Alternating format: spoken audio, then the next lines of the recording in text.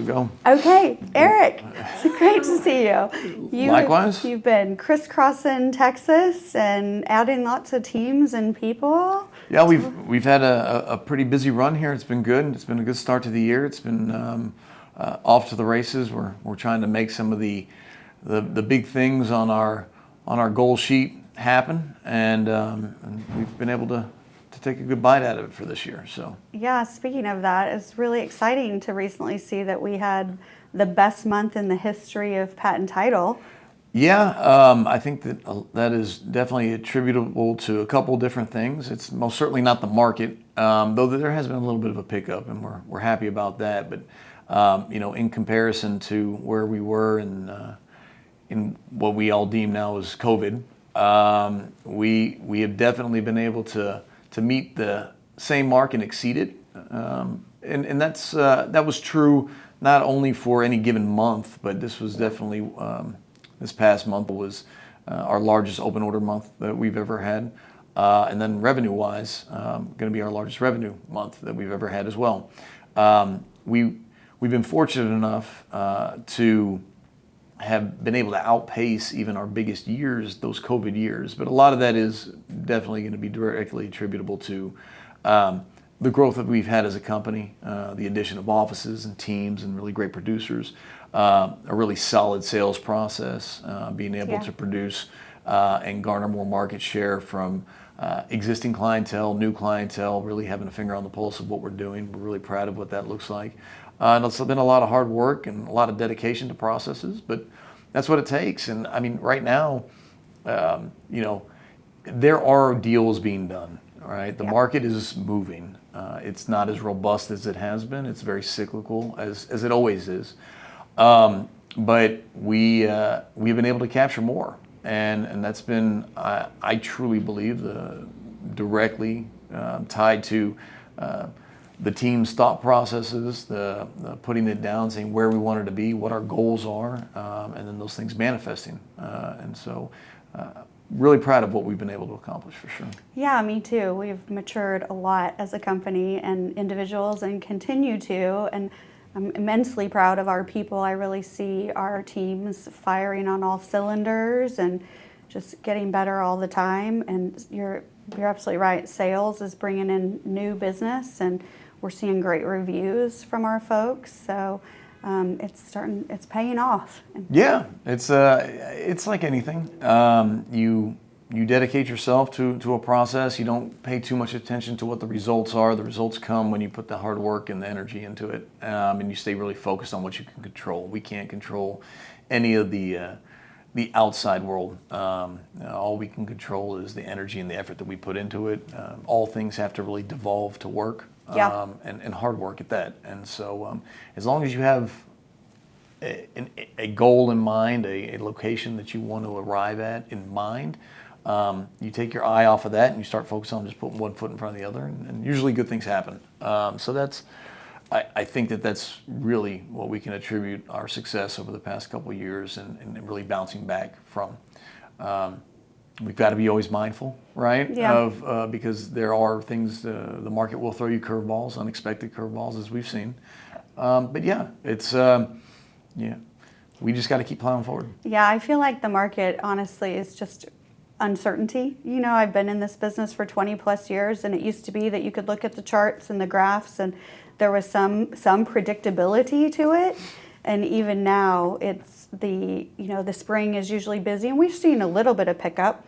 But there was an article in The Street from Berkshire Hathaway that Warren Buffett and his crew are expecting maybe the fall will be a stronger time, but who knows, right? For the last couple of years, we keep thinking one thing might happen. People predict interest rates are going to do a certain thing. They don't.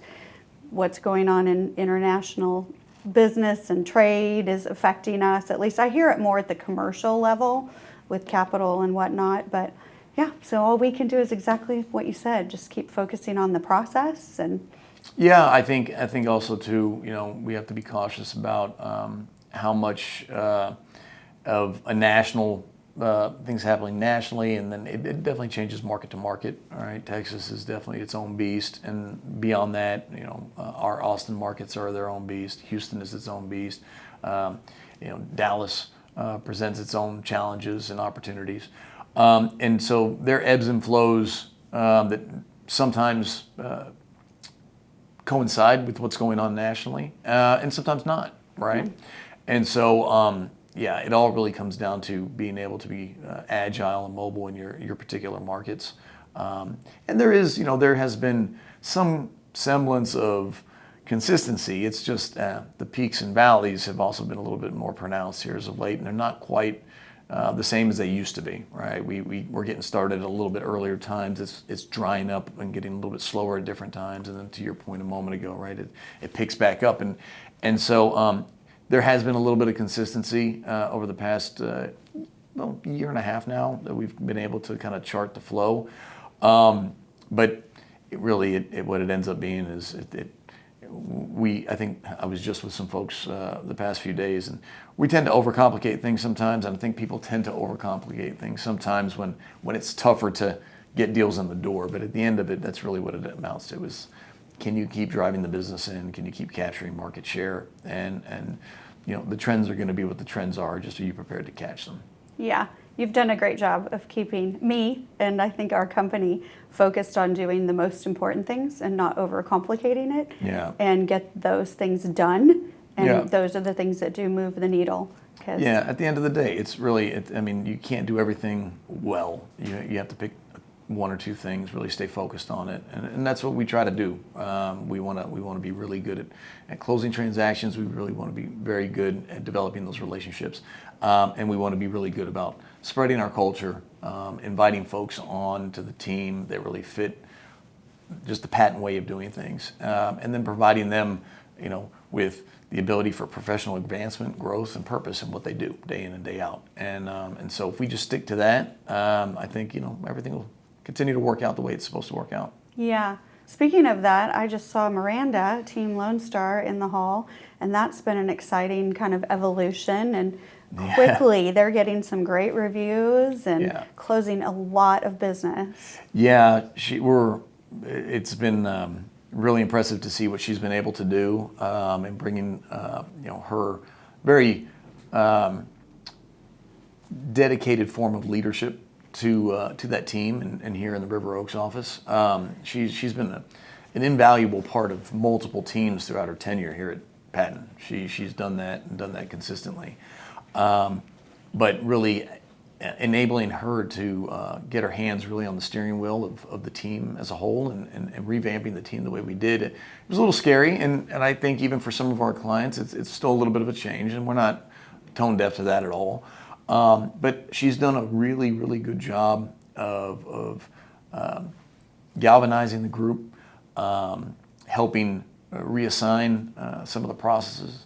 And I think what we're seeing and what the customers are seeing is just a much smoother transaction than we were having in the past. It's always been a very high volume office, right? And it was previously between two teams, but really taking the best in class of those two teams, putting them together, having them begin to divvy up some of those tasks, work as a unit, and then having Miranda at the helm. She's doing a really good job of steering. It's always good to hear that the reviews are coming in, but more importantly than any of that is you can see it in the team's just attitude, the way that they're working, the way that they feel about coming in. There was a little bit of a disconnect as they were growing, and so being able to put them together and then having Miranda steer it, I think everyone across is feeling a little bit more confident in what's going on, and that gets seen by the outside world. That I think that they start to really appreciate the value of what we're bringing to the table then. Yeah, I would agree. They definitely have smiles on their faces when I come in and see them. Yeah, for sure. That's good. Well, you just got back from an exciting trip. Yeah, so I've been fortunate enough to join a few other title owners and leaders from across the country for the past couple of years.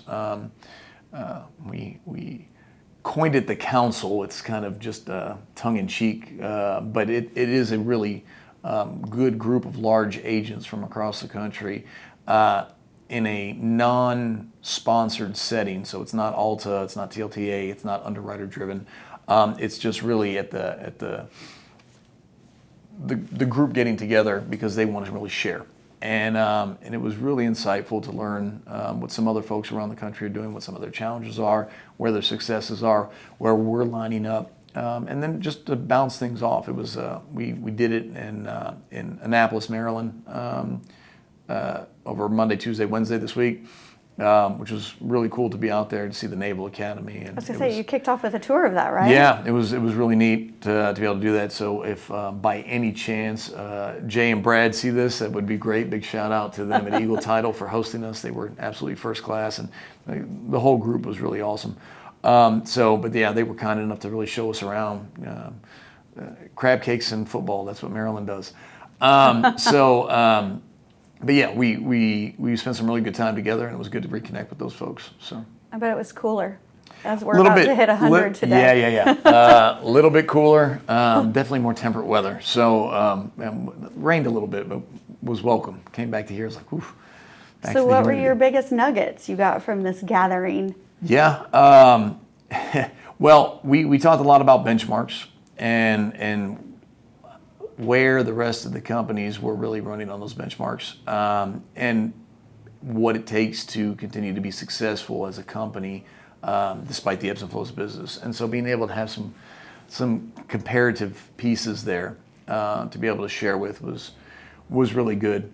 Couple other good benchmarks. We talked a little bit about what it might take to do really good partnerships and acquisitions, that sort of thing. So being able to hear what some other folks who have done, really grown their businesses across the country, where their pitfalls were, where they stumbled into, what they were successful doing, and then where they wish they hadn't, right? And so there were a couple of interesting sayings that came out of there, but you definitely don't want to acquire anybody with any melting ice cubes. So that was a takeaway that I got. Yeah. So anybody who's ready to leave too quickly, definitely don't want that. But yeah, it was. And then we were fortunate enough to be there with a gentleman by the name of Craig Haskins from Knightberry, and he's on the Alta board, and he shined a light on some of the potential forthcoming changes when it comes to FinCEN and what's going on with that this year, and some just national changes that are going on. So we're digging deep into learning some more about that.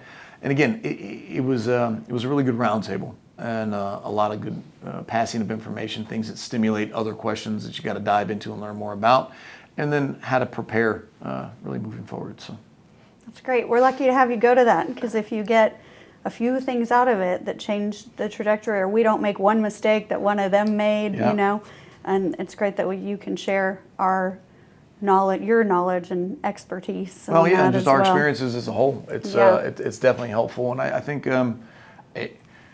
look, in this business, right? We're all in competition in one way, shape, or form, and we even have some crossover. One of the guys there has got actually a couple of the guys there have title offices here in Texas. Okay. But it's still it's friendly competition, and it's still good to learn. And you never know when you can lean on someone else to be able to help advance something, or you can be of service to somebody else. And really, at the end of the day, that's what it's about. There's plenty of business to be had, and so there's so much business to be had. I always felt like when I was working with realtors, and I would have mastermind groups that I would host and things, and you'd always have some that were hesitant to share their experiences and what worked and what didn't. But the ones who were ready to share, nobody's going to implement it the same. And those were always the top producers, the ones that had that generosity and just, that it's one of our core values, right? Teamwork. Yep. And it's not just internal, it's external in our industry as well. I think the other one is authentically humble. When you approach it from a humble perspective, and you know that really everything that you've gotten is given to you from somewhere else anyway, you're willing to share. Yeah. And you should be, because at the end of the day, regardless of the competitive nature of things and the competition, you're really just competing with yourself. That's right. I agree. And all we can do is be the best company that we can possibly be. And if the guys at Priority can help, the guys at Navy Title can help, or Eagle Title, or Apex, or any of them, right? McKnight, if they can help shine a light on something that we didn't know, we're much more better, or we'll be better for that. And like it's a silly saying, but it's a true saying, is you don't ever want to be the smartest person in any room you go into, That's right. Otherwise you're in the wrong room. And definitely in that room there was a lot of very intelligent people who had a lot to share, and they did it very openly, honestly, in a place of just generously was the word you used, and that's the perfect word. Well, And that's really encouraging about just the industry in general. And not to cut you off, but where we are right now in the industry, but there's so many changes here in Texas. We've got so many challenges that are in front of us, right? With just all sorts of things that are coming at us, and then the market changes and so on. It's really important to be able to bounce things off of your contemporaries and your colleagues and other people in the business. Yeah, I appreciate you go to that though, and that you take the time, because it does help us as a company, but it also raises our professionalism of our industry Certainly. by all of you getting together. Yeah, So I don't know absolutely. who initiated that, but that's really cool. What is it again? They coined it the council. The council. Okay. Yeah. So, yeah. Nice. All right. So annual, huh? Yeah, we've been doing it annually, and Alta does some really good things too for other large agents and being a part of it. But this one particularly is nice because it's how do I say this? It's a little less moderated, right? There's no overarching agenda. Yeah. It's just a group of title owners and leaders that are just really just bouncing things off of each other, and obviously some of it in line with best practices and so on and that sort of thing. But the governor's off a little bit. You can be a little bit looser and kind of it's a broader view of topics. Well, it sounds also like it allows it to be much more organic. Yeah, that's a good way to say it. Yeah, for sure. So, well, so you have been crisscrossing our state, and Yeah, we've there got too. some folks that just want to give a shout out to. So we've got some new team members that are really catching their stride. Katie Team A. Yeah, no, it's Ashley great. and- So Ashley, Stephanie, and Nikisha have done a great job over there, and just really fit in amazingly well in our Katy location, and then the whole Katy team that was there before just welcomed them in. So it's really nice to have those two teams working really well together. They're doing a great job. We're seeing more and more traction from everybody, and I just think it's been great. So that one's been really good. And then we been down in Clear Lake. That was been a bit of a project of ours for quite some time. Yes. But getting Renee and Patty down there has been great, Yeah. and they're really doing a good job. The patience paid off. The patience paid off. Yeah. Well, It was hard being patient on that one. Yeah, it took a little longer than expected, and we had a little toe in, toe out. But no, we're super excited, and talk about people who fit culture. Those two, they really do, and they've been paired up with our very own Melissa Lima for a little bit. And That's a great matchup. it's a great matchup. I don't know that you could have written that any better. Yeah. So yeah, they're doing a really good job and getting more of our brand and just name down in the south area of Houston, down in the Bay Area there. And so yeah, it's been really good. That's great. Yeah. And then we've got another fabulous team a little closer to my backyard with Kingsland. More water for sure. So up in the Highland Lakes area, yeah, the Bluebonnet team. So we're really excited about them. Christy Wooten is just, she's been a staple up there for such a long time. Christy Wooten's a name I've heard before for sure. Yeah, and she does just an amazing job. And then with Tiffany and Lynn there, they're really doing a great job. And we're excited about expanding that. And the nice thing about that is that we're spread out really well over the area, right? So that whole Lake LBJ area, and there are a few different, the whole Highland Lakes area, if you will. So we've got an office now in the Kingsland market. We are putting the final touches on opening up the Horseshoe Bay area. Mm-hmm. So Christy will be able to man both. We'll have both of them fully staffed, full time. So really good coverage. And as wild as that is, it's very close in proximity, but it matters, right? It's a different market just between the two, and so we've already seen the expansion of having that Kingsland location.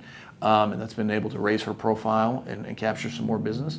And then obviously her roots are there in the Horseshoe Bay Horseshoe area. Bay. Yeah, so that's been great too. And so we're really excited about the new space that we're going to have there. It's right around the corner. So some final touches, and then we'll be able to make that announcement. It's a beautiful area. There's some incredible real estate out there, and some Great golf, real yeah. estate. There's a lakes. lot. Yeah, actually, well, I'm planning on spending more time out there. The more opportunities. Got to go the check better. that office again. That's exactly right.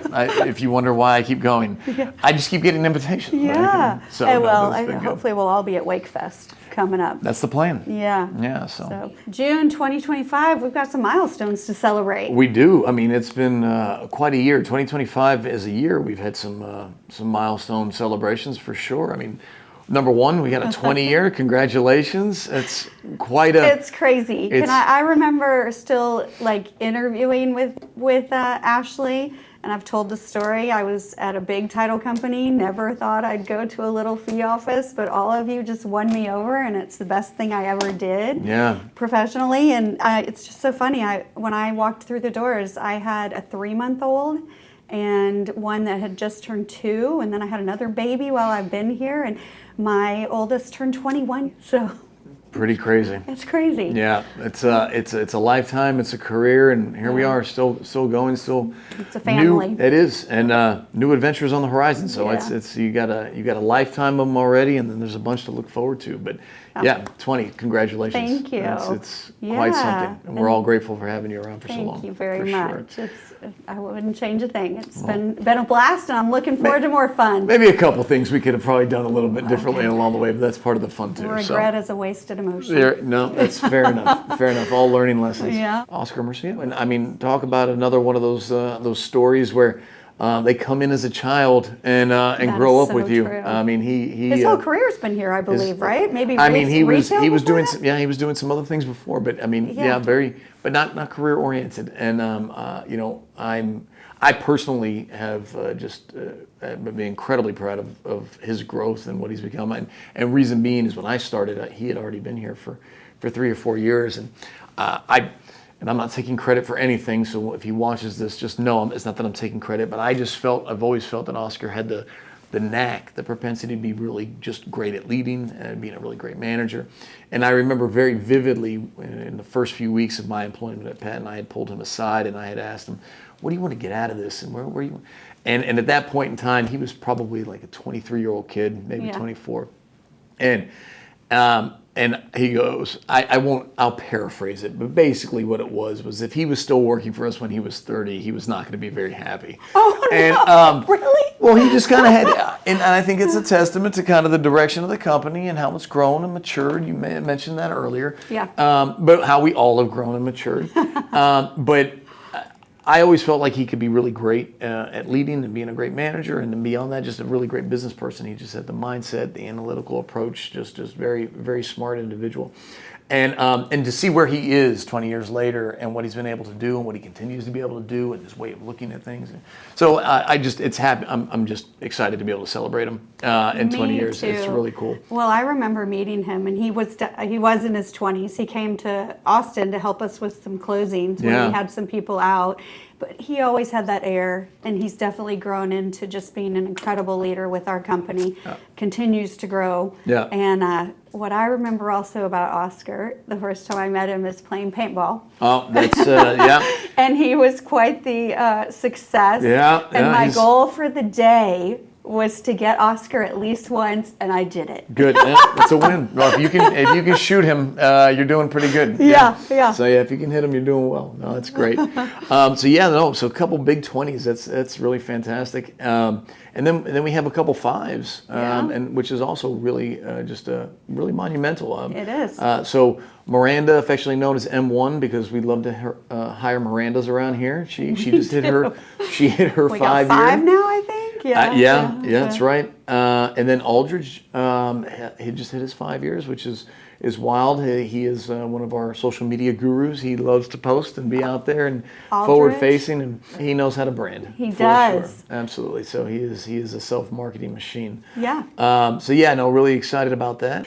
And then one of our original plant stalwarts, Mr. Carlos Mata. He's just done an amazing job, and he's been there. And man, he also really just grown with the company. Just great guy, and just a real rock for us. He is a rock, really dependable, and yeah. So. And then we also have the exciting 1-year anniversary of our Woodlands office. Yeah, that was a beautiful office. Beautiful office, beautiful team. They're really fantastic. And so, that was really a long time in coming, getting back into the Woodlands and establishing it the way that we have, getting on the right side of 45 in the right location with the right people. So really, we're happy to welcome Karen and Heather to the family, and then be able to watch them grow and expand their team. But yeah, it's really exciting to see what they've done and what they're gonna do. I mean, if history is any indication, they're going to continue to be very successful. And honestly, it's not to pat ourselves on the back too much, because we've got a lot of work to still do and continue to grow. And you can only look back for a second and say, yeah, all right, good, and then you got to keep moving forward. But really, getting that Woodlands team into place was really a jump starter for us into all the teams that we talked about earlier, and the rest of the crew, and just continuing to see that growth over the past year. Really started the flywheel. It did. And we can never take it for granted, and we have to continue just laying the groundwork and staying disciplined. But I do feel like that flywheel's turning. I feel like for a while we got it going, and then it would pause, and anyway, it feels good. Yeah, no, it is. It's the flywheel. It's good to see the growth, and I think more than anything, it's really great to welcome folks who really fit our culture, I agree, buy into our values, just really want to be a part of something, and then watching them be able to grow as professionals. At the end of the day, that's where there's just a lot of satisfaction in what we do. Yeah, I agree. Yeah. So just finished up in May, kind of the end of the property tax season, as far as everything coming out and protesting and all of that. The marketing team, I got to give a shout out, because they put out a piece that's really the best I've seen anywhere, educating about like what's happening with property taxes. What I really wanted to talk about from your expertise is supplemental tax bills. Tell us how things affect really the transaction process and things to watch out for. Sure. Well, supplemental tax bills are exactly that. It's after you've even closed out a year, you've made your property tax payments. It's kind of a true up from the county perspective. And when you have certain exemptions that are on a piece of property, whether it be a homestead, an over 65, a veterans, disabled veterans homestead exemption, those if removed, can result in a higher tax bill from a previous year. And so the county has the ability to go back up to 3 years now and roll back taxes. I was going to say, these are also referred to as rollback taxes. Yeah, well, yes. Yes, they're considered. That's the way that we call it. We call them rollback taxes, but they're supplemental tax bills is really what they are. And so when the consumer gets that, or a seller gets that, it is still their responsibility. And so as a title company, we do our best to try and hedge and be aware of and bring that to the attention of people. But what's changed as of late is the county appraisal districts are now able to allow for certain of these exemptions to move mid-year, where previously, if a year started with an exemption, it would stay with the property throughout the full year. And that made it a little bit easier. But there are a few exemptions now that can be moved. And because they can be moved, that can cause a little bit of turmoil at the end of a year, should they be taken off mid-year and then placed on another piece of property. And that's, over 65 exemptions that can happen, even now homestead exemptions that can take place. And so those things, it's really important to pay attention to and have agreements in place with buyers and sellers that if something changes in the amount of taxes, because as a title company at closing, we don't insure the current year's worth of taxes having been paid, right? We do a proration as a courtesy to try to do our best based on what we anticipate the tax bill to be, based on whatever the rate is at that moment in time. So if they come out with the new 2025 rates, then we'll base the value based on the information that we have on the new 2025 rate. Those usually don't come out till a little bit further in the year. The values start to get established with the CAD about now, right? Unless there are protests going on. And so we can kind of get an idea if there's been an increase in the property value on the homestead, if they bumped it up to the max or whatever it's going to be, and see what that new that tax amount's going to be. Yep. That usually comes out around October-ish, right? The new bills come out, Yeah. October, November, Yep. depending on the county. So, but there is a cap on how much some of the value can go up depending on what it is, especially on homestead. It's a cap. It's not it's not whatever the actual new appraised value is going to be. There's a cap on what the appraised value can be versus the market value. But as a proration, we do our best to try to get it as accurate as we possibly can at the closing table.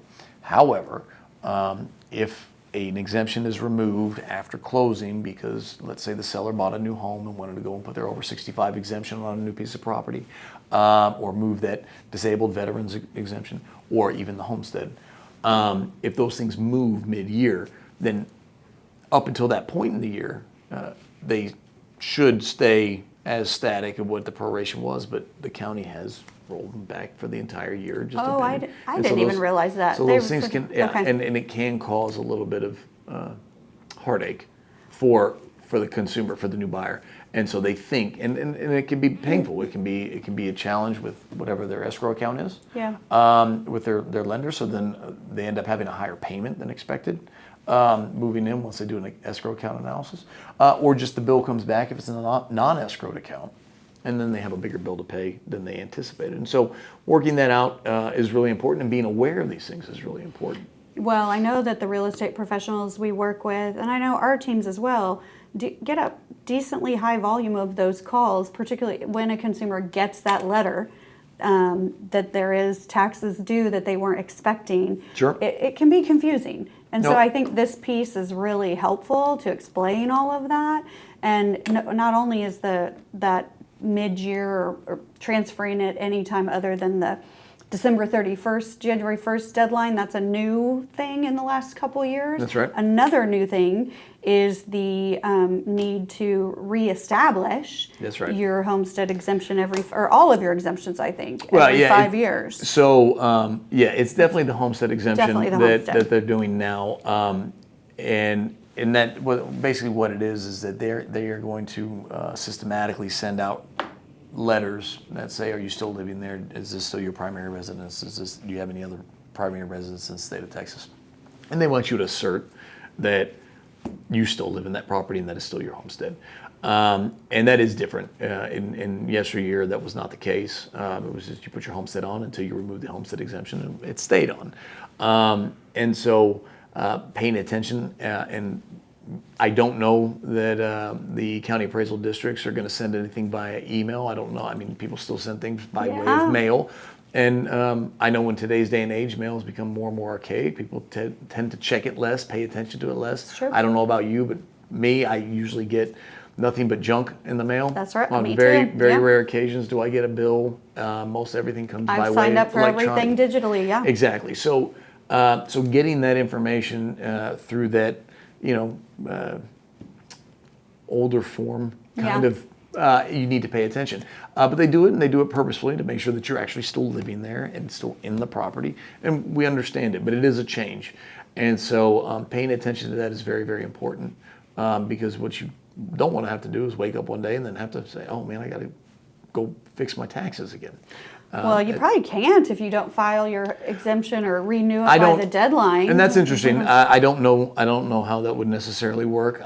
If you got the notice, didn't respond, if they remove the exemption for that year, then you get the tax bill, and then it's significantly higher than expected. If they wouldn't allow you to work it back out, I don't know that, so I can't really speak. But they're going to be those cases, right? And so whether you're stuck paying a larger bill or stuck going just through the headache of having to reapply and get the exemption put on, it's never easy, and it's not fun. And you got everyone has better things to do with their time. So. Well, you mentioned earlier too about all the exemptions, and I believe, right, if you don't have exemptions, there's no limit to how much your tax value, and then it goes up. So then the appraised value can go up with the market value. Yeah. That's right. So if the market value jumps, and let's say it goes up 50% or 60% in a given year, the appraised value can go up and do the same. Right, and that is, I mean, I've seen plenty of people, more than I think you'd realize, that don't put their homestead exemption on their home. They, it oversight. Yeah, there are other reasons too. We get a lot of folks from out of state that move here, and Texas homestead laws are very different than other states. The Texas homestead exemptions are different than other states. So sometimes folks will come in and, for asset reasons, they want to, asset protection reasons, they want to put their property in the name of, say, a family LP or in a company or an LLC or something like that, which don't have the same protections from a homestead, right? What about a trust? Trusts are different. The trust can have the homestead exemption on it, right? Okay. But entities can't. And so and the thing here is that in Texas is that our Texas homestead laws are very, very strong, and I would invite anyone watching this to consult with their attorney about it. But there are certain things that can and can't attach to a homestead, where in other states that's not the case. So personal judgments and so on. So our homesteads are protected as our primary residences here in Texas. It's a great state of Texas. There's a reason for it, and that's one of them. Nobody's going. Property rights in Texas. That's right. Property rights in Texas. And so, but when you have folks that are coming from out of state, they don't know that. They're not aware of that. And we have a lot of people moving from other states coming here, for business purposes and just to raise their families and for all sorts of reasons. And so that education piece is really important. They think that they're doing the right thing by doing this, and then they're like, "Holy cow! These are really." There's no income tax in Texas. There's no state income tax, but we do have property taxes. Oh, yeah, we do. And that supplements it in a lot of ways. Yeah. And so people are unaware coming from other states to see the size of that bill sometimes. Till they get the first bill. That's right. And then they want to really find out about, maybe I'll take it out of that LLC or out of that LP. I'm going to put it into a trust and get that homestead exemption. Yeah. Yeah. All right, the last thing I wanted to talk about for this for the summer, we're in the summer now. Well, we're certainly in the summer, and maybe not officially as far as seasons are concerned, but man, if you go outside, the humidity and the heat, we're there. Yeah. Well, the Patten marketing team put together a really great piece. It's 90 days of summer, and it includes some attractions, some places to play outdoors, something good for agents, new flavors, and history and tourist spots. So it's a great piece for agents and lenders and real estate professionals to share with their consumers, and everybody can plan their summer. Well, it's the busiest time of year on our end too. Usually there's a lot of movement during the summer. There's folks who are looking to move, whether they're coming in, coming out, whatever it may be. Sticking around, but just making changes. And it's always good to know what's available to you, whether it's here in the Houston market, whether it's in the Central Texas region. There's a lot of opportunities, lots of fun things going on in the great state of Texas, so for sure. So what are you looking forward to in the next month? Any way to beat the heat is always good for me. Yeah. And I'm really looking forward to just being able to get out and finish putting some final touches on some of these new locations that we've got going, and welcoming some new teams. We've got some other really exciting things in the pipe from a business perspective.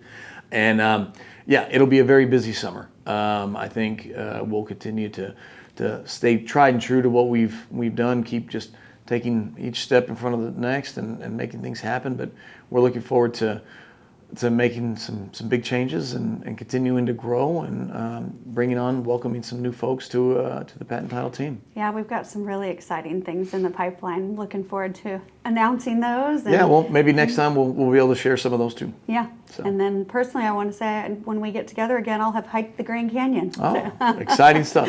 Yeah, in the heat. Yeah, well, be prepared. Anyway. Plenty of hydration. Well, great. Good to talk to you.